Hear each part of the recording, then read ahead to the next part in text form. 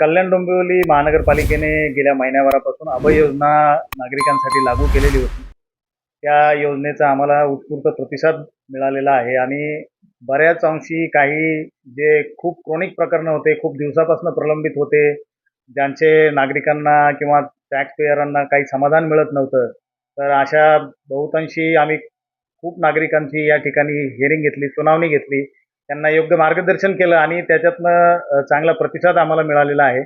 या अभय योजनेच्या माध्यमातून जवळपास आमच्याकडं 100 कोटीच्या आसपास निधी जमा झालेला आहे आणि जवळपास 300 ते 350 कोटी रुपयाचं जे व्याज आणि दंड आहे, त्याचा रिबेट कुठेतरी नागरिकांना मिळालेला आहे आणि याचा बहुतांशी लोकांनी फायदा मिळालेला आहे आणि लोकप्रतिनिधी तसेच बऱ्याच लोकांची याबाबत मागणी होती की ही योजनेला अजून थोडी मुदतवाढ देण्यात यावी. तर याबाबत माननीय आयुक्त महोदयांनी सर्वंकष विचार करून आम्हाला निर्देश दिलेले आहे की ही अभय योजना जी आहे ती 31 जानेवारीपर्यंत वाढविण्यात येत आहे. माझी आपल्या माध्यमाद्वारे सर्व नागरिकांना आणि टॅक्स धारकांना विनंती आहे की ही योजना ही 100% व्याज आणि दंड माफीची आहे.